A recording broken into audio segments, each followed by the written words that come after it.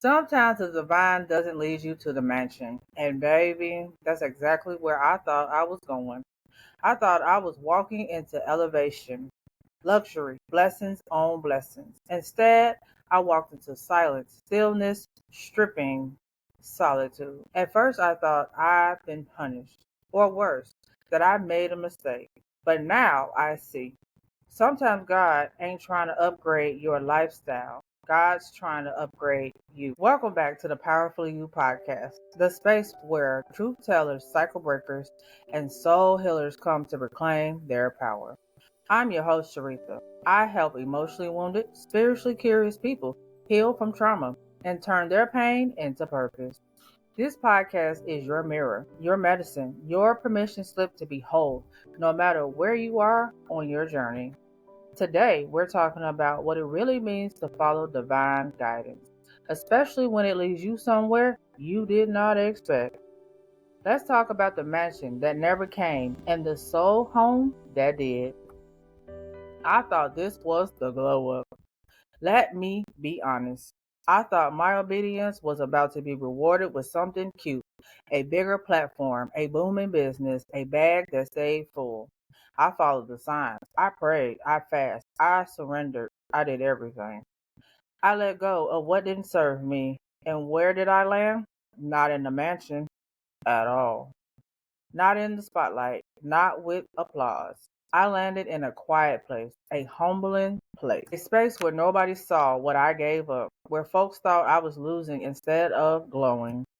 But this is the part nobody talks about, the in between, the soul cocoon. You said yes to God, but now you're broke, tired, and wondering if you hallucinated the whole calling part. Sound familiar? The spiritual breakdown is the real breakthrough. What if the divine delay wasn't punishment, but preparation? What if the mansion would have killed you, inflated your ego, distracted you from your healing, or giving your trauma a bigger playground to run wild in? We want overflow, but do we have the nervous system for it? We want to be seen, but can we handle being misunderstood? We want to be elevated, but do we even know what's real within us when the lights are off? I realized that the divine was more interested in building me than building my brand, more interested in my nervous system than my next success, more invested in my wholeness than my visibility. Because listen, if I ain't rooted, any spotlight will burn me up. And if I ain't healed, any blessing can become a burden. What if the mansion was a metaphor? The mansion I thought I was walking into was actually just a projection of everything I wanted to feel: safety, belonging, worth, power, peace. But I thought I needed the house to get the feeling, when in truth, the divine was saying, let's build that inside of you first. Because what's the point of having rooms full of furniture if your heart is still empty? What good is the view if you're still haunted by what you had to sacrifice to get it?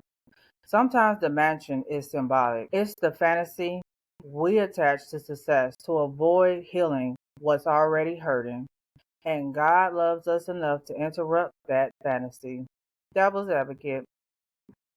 But I gave up everything. I thought God was going to bless me for that. Was I wrong? No, you weren't wrong for saying yes. You weren't wrong for believing. You weren't wrong for following the signs. But here's the truth.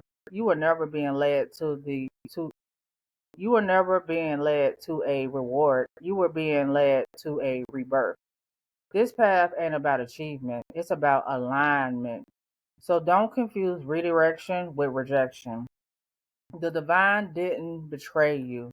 It brought you home to yourself. Reflection moment. What version of success was I chasing that I now realize was about being seen and not being whole? How have I confused survival with approval?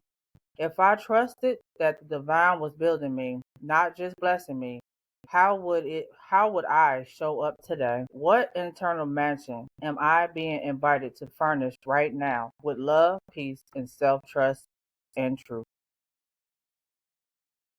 Final soul truth. You thought you were walking into a mansion, but God was building a temple. And the foundation had to be you. Not the title, not the brand, not your following, not your finances. You. Because when you're the home, you can never be evicted again. You made it to the end of another soul deep episode of Powerfully You.